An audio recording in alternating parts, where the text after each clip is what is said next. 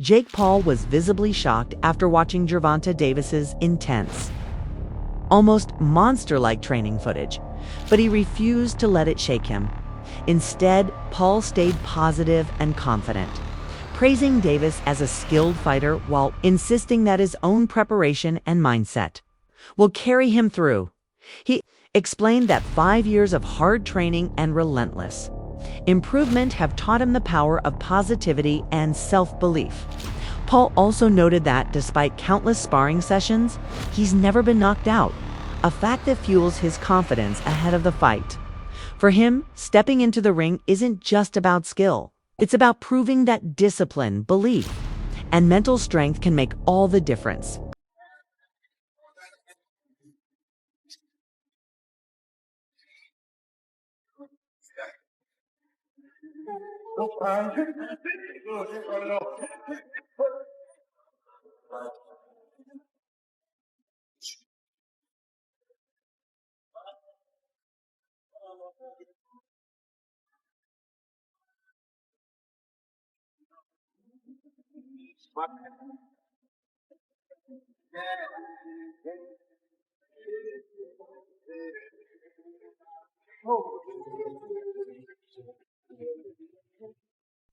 The biggest roadblock to a potential clash between Gervonta Davis and Jake Paul is the massive gap in their weight classes. Davis has dominated the lighter divisions, using speed and explosive power to overwhelm opponents his size. Jake Paul, by contrast, is naturally much bigger, competing around cruiserweight for boxing fans and analysts. This isn't just a matter of a few pounds. It's a gulf that makes the matchup difficult to imagine. When the weight gap is too wide, it's not just skill that decides the outcome. Size brings power, endurance, and the ability to absorb punishment because of this. Many believe the fight is likely to remain more fantasy than reality. Even with its entertainment value, promoters can't ignore the risks of putting a naturally smaller fighter in the ring against a much larger man. There's no way in hell this fight was ever going to happen. And the fact that y'all believed it, I don't know, you're stupid. So Rick Thompson, chairman of the Georgia Athletic Commission, told USA Today Sports that Paul's promotion company withdrew its request for permits and a rule waiver, citing the 65-pound weight difference between the fighters. The Rick Thompson guy straight up said they've been promoting something they should not have been. Come on, guys, like, use your brains. Y'all boxing fans, you understand this. This fight was never going to happen. This is the article from USA Today. It says the status of the proposed fight between Jake Paul and Gervonta Davis under scrutiny because of the weight discrepancy between the two fighters. Rick Thompson is coming out and saying this stuff because he said he believes it's in the public's best interest to know that they've been promoting something they should not have been. Communications director for the Office of the Secretary of State told USA Today Sports the event will not be happening. But funny enough, tickets are still available. You could still purchase them online, and the fight is still listed on the State Farm Arena event. Controversy has added yet another twist to the saga as reports surface that the state of Georgia rejected hosting Gervonta Davis, forcing Jake Paul to shift his training and plans to Miami. The move highlights just how messy negotiations for high-profile exhibition bouts can be. States don't just look at the financial upside, they weigh regulatory risks and reputational concerns before greenlighting major boxing events. For Davis, Georgia's rejection is a reminder that his name still sparks both excitement and controversy. For Jake Paul, however, the relocation plays right into his brand, turning obstacles into headlines. Miami, now a hotspot for celebrity fight spectacles, ensures the event will still grab attention. But the switch also underscores how precarious and unpredictable these promotional battles really are. Gervonta Davis and Jake Paul both let everybody know that the location for their exhibition fight has changed from Atlanta to Florida. And let me tell you, it wasn't because Jake Paul just woke up in the morning and decided that he was going to change the venue. No, it was because of politics once again getting in the way of a Gervonta Davis fight.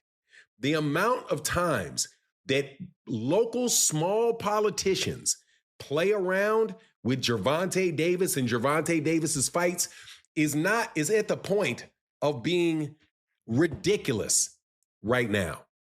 There is no way without coercion that this many venues, that Gervonta Davis has this many problems with venues. But this time, it wasn't a problem with the venue. It was a problem with the state of Georgia. Now, before I get into it, let me welcome you back to the channel. If you are new to the channel, please accept my invitation to hit the subscribe button and hit the bell icon so you can be notified of when we release more videos. And if you're a longtime subscriber and supporter of the channel, thank you so much. And thank you to everybody that supports in the super thanks of the videos like this. It's a little dollar sign by a comment. And thank you to my guy that did it yesterday with the big $5 holler. Thank you so much, man. I'll thank you directly in the video. But let's get to this because I'm sick of this, man.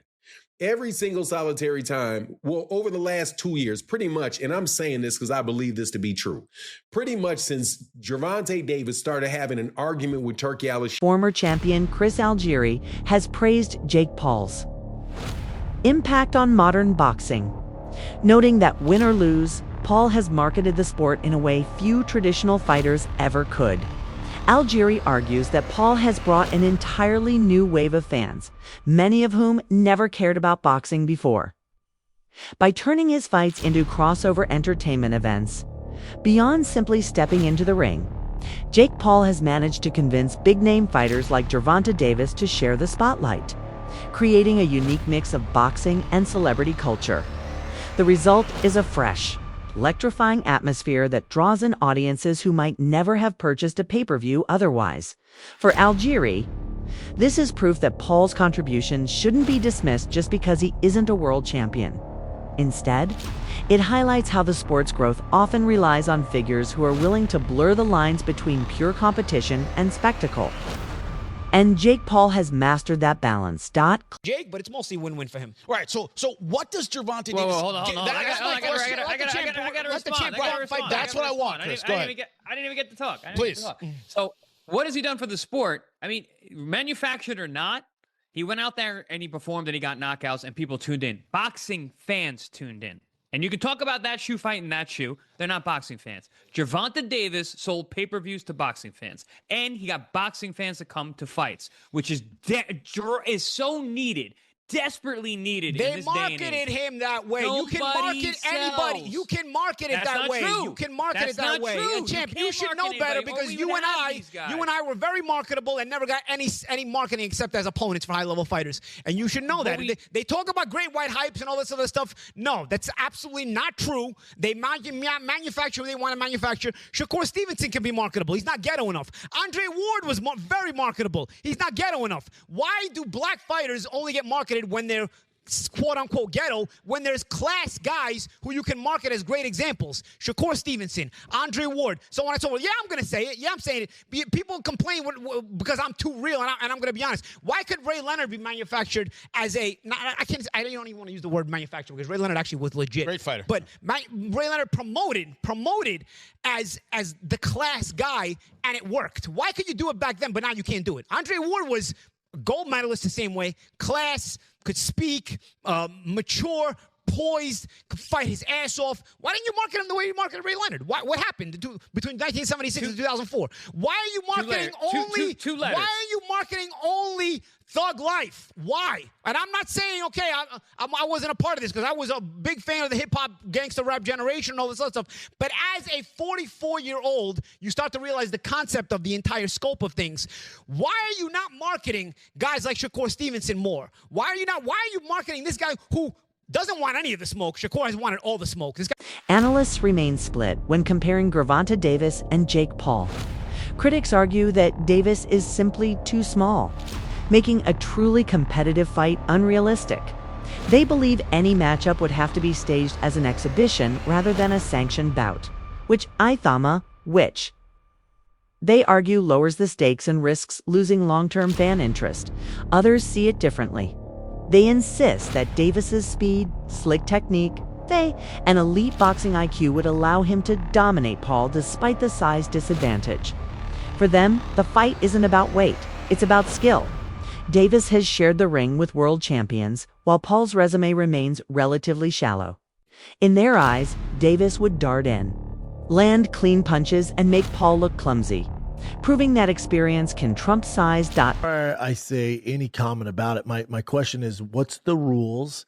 And like, are they going to actually try and knock each other out? Because it's going to be a glorified sparring match. I'm not watching, dude. I don't give a fuck.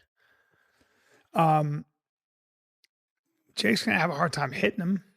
Yeah. You know? Big time.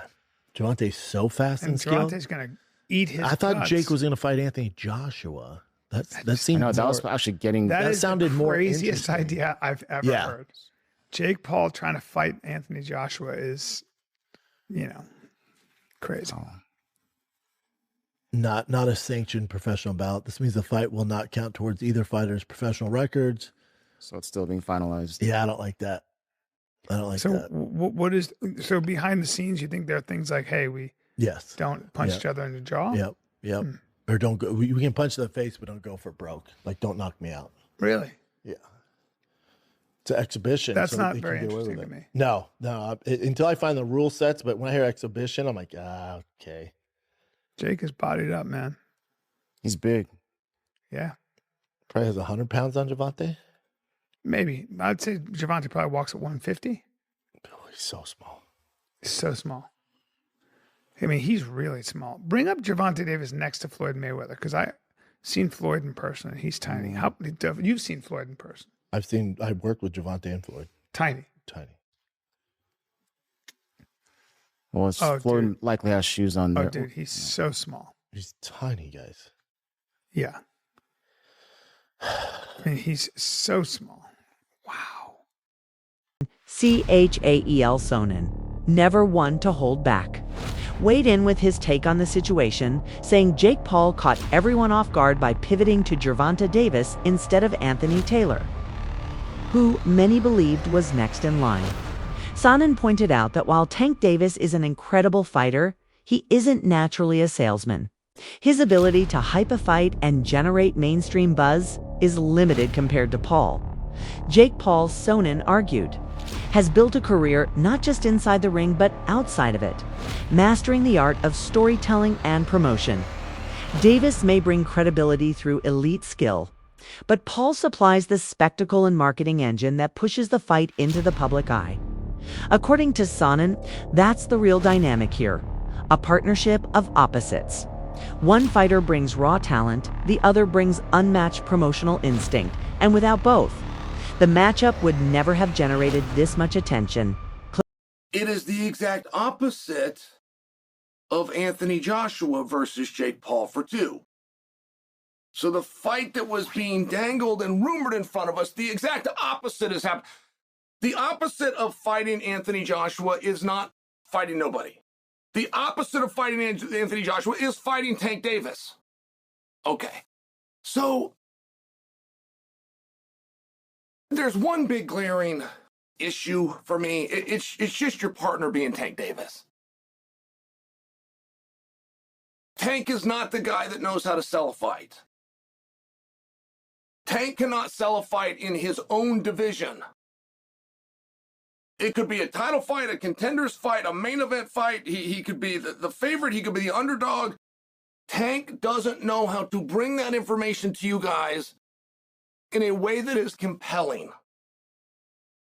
And Tank is already blinking in this situation. You have one guy who is argued amongst the pound for pound current greats in boxing. You have another guy that has suggested he should not even be allowed to box, that he should have to call it something different. He should not be licensed. He should not be ranked in the top 14. He should never be selected for a world title. Okay. Now, Tank has one job to do, which is to let anybody know that's listening that it doesn't make any difference, that boxing is a real sport. Some analysts argue that while Gervonta Davis is celebrated for his knockout power at lightweight and super featherweight, that same power may not carry over against someone of Jake Paul's size. Paul's natural weight and bigger frame, they say, give him a level of durability that Davis simply can't crack in the smaller divisions. Davis's punches break opponents down, but against a much larger man. Those same shots might lose their fight-tending effect. Their view is simple: physics matters. Skill can bridge many gaps. But there's a point where sheer size becomes its own form of defense. This skepticism fuels the belief that a Davis-Paul showdown would be more spectacle than sport, a mismatch where physical advantages could overshadow one fighter's technical brilliance. Clip. The Gervonta fight makes no sense to me because yes, Floyd didn't have the punching power Gervonta had, but even if Gervonta lands, I don't see him hurting Jake to the point he knocks him out. So what are we even doing? Where's the idea of this where's the idea that Gervonta's even gonna hurt him? He may hurt him to the body, whatever. Jake doesn't want to throw as much, but I don't see him one punch knocking Jake out. And, the same thing was kind of said with Logan. Like, okay, Floyd probably won't knock him out, but probably going to outbox him. I get where Dana's coming from. These things are not meant to be competitive fights. They're meant to make money and to, I guess, scratch that itch of the circus mystery unknown. And Gervonta, I think, hits way harder than fucking Floyd, but he's too small. I mean, your brother's going to be able to, get inside on him, put his weight on him, tie him up. But I don't hate your brother. Your brother's out there doing his thing. But it cracks me up that they want to start suing people that are talking shit when your brother talks more shit than anybody talks. I think the thought process behind it is, okay, so Jake and I are obviously pretty polarizing individuals. And when an echo chamber starts and a rumor mill starts of like staged fight bullshit, which like these fights aren't staged, that's just, it's at that level, it's like almost impossible. I think they think that it affects the business and it affects the brand because people discredit him as actually having legitimate bouts. I think that's the theory. So to hold people accountable for legitimate perpetuating the rumor. Legitimate meaning not fixed. Correct. Right. Yeah. And which is, I mean, again, Dana would do the same thing if his company became known for doing fixed fights when they weren't. Then he would try to find the same way to hold people accountable if they were reputable people saying that, right? So the whole Jake suing people for blatantly trying to say he fixes fights or he stages fights or people have no knockout clauses and all the other bullshit, I understand. Now, again, people need to use their words more accurately if they're upset about what Jake is doing. All you have to do, if you're upset with the way Jake is moving in his career, is say, what some people do say, which is, we like to see Jake challenge himself. We don't want to see these exhibitions, these fights that don't make sense for what you said you want to do or what you purport to want to be in the sport of boxing, which is a world champion. We want to see you fight active fighters around your skill level. That's it. But you can't go on there and go, oh, look, another rigged fight. Oh, look, another fake fight. Oh, look, he's staging another one.